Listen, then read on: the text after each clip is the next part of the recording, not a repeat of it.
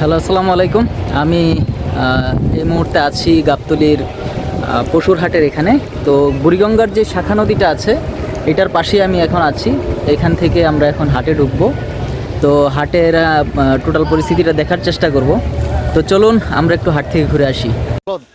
আজকে আমরা এসেছি গাবতলী হাটে। গাবতলী হাটের মেইন গেট থেকে, মেইন ফটক থেকে যখন আপনারা ভিতরে প্রবেশ করবেন তখন ঠিক হাতের বাম পাশে যেই গরুর সারিগুলো আছে এখানে যদি ঢুকেন দেখবেন যে সব থেকে বড় বড় গরুগুলো কিন্তু এই পাশে। আর হাতের ডান পাশে যদি আপনারা ঢুকেন তাহলে ওইখানে দেখতে পাবেন যে আসলে মহিষ, ওই পাশে সব থেকে বেশি মহিষ পাওয়া যাবে। তো আমরা ভিতরের দিকে ঢুকেছি, এর মধ্যে আমি একটা ছেলেকে এখানে পেয়েছি যে আমাকে একটু ঘুরে ঘুরে দেখতে সাহায্য করেছে। তো চলুন একটু ঘুরে ঘুরে হাঁটতে। এগুলো কি?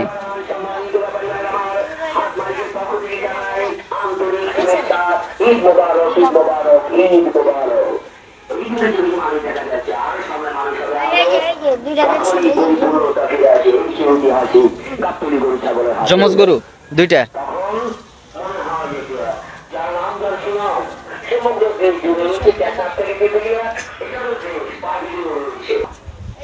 গরুর হাটের প্রকৃত মজাটা হচ্ছে যে দামাদামি করে কেনা, দামাদামি করে কিভাবে কেনা যায়, এবং একটা ছোট্ট ছেলে আমাকে সহযোগিতা করছে।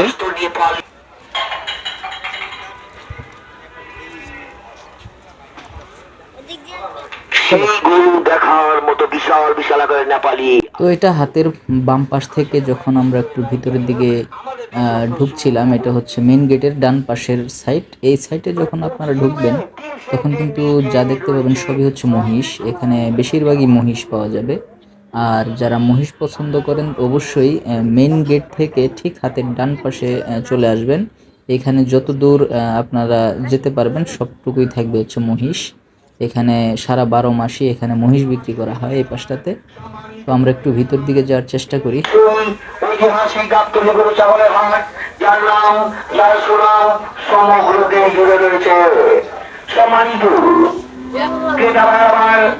এটা লাল মহিষ না?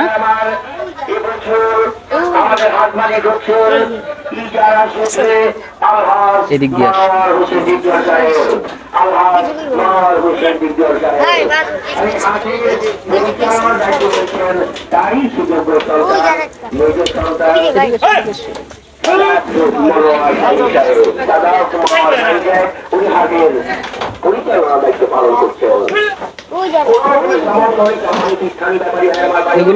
এগুলোকে কি বলে? লাল মহিষ, বাহাদুর। এটা আসো সামনে যাই দেখি।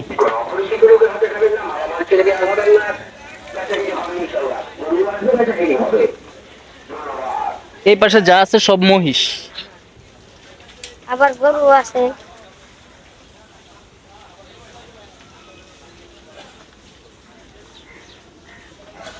আর লাল মহিষ, ওই যে একটা খাবার খাচ্ছেন না,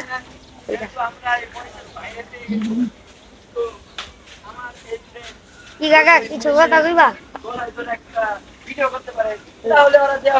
এই সব লাইনের মহিষ।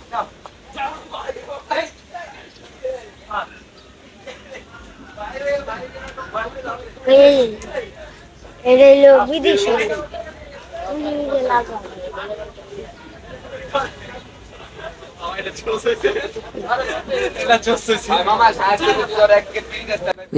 এইখানে যে মহিষগুলো দেখতে পাচ্ছেন এগুলো বেশ বড় বড় ছিল।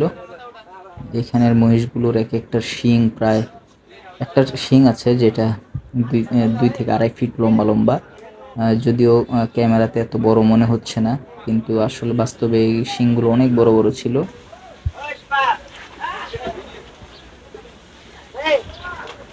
আমার কাছে এদিকে এটা তো ভিডিও বাবা, এটা সিং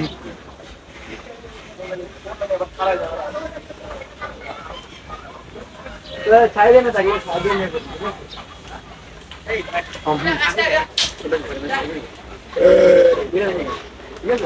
এখন এই মুহূর্তে তারা খাবারে ব্যস্ত ব্যস্ত সময় পার করতেছে খাবার খেয়ে।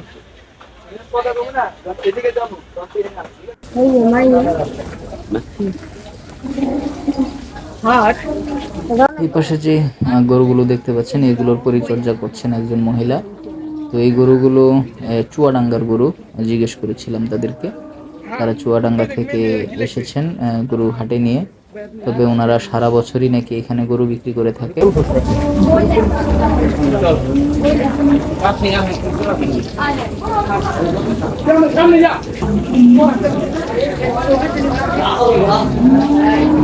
গরুগুলোর জায়গাটা বেশ পরিপাটি করে রাখার চেষ্টা করছেন উনি, কারণ ওনাকে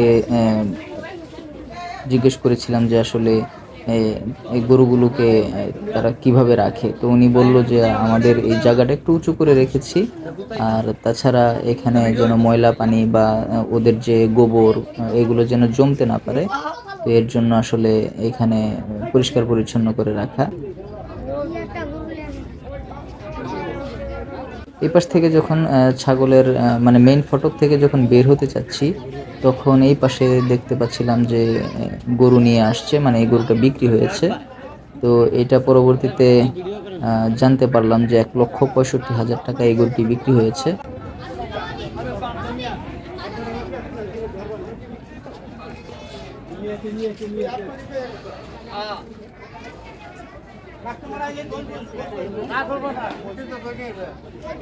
শুরুতে একটু গরুর দাম চড়াই যায়, কারণ প্রত্যেকটা ঈদে আমরা দেখেছি যে গরুর হাটে গরুর দামগুলো চড়া যায় এই শুরুতে।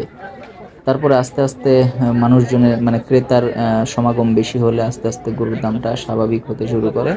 তখন কিন্তু মানুষ কিনে নিয়ে বাড়িতে যায় এবং পাইকার যারা থাকে তারাও বিক্রি করে ফেলার চেষ্টা করে।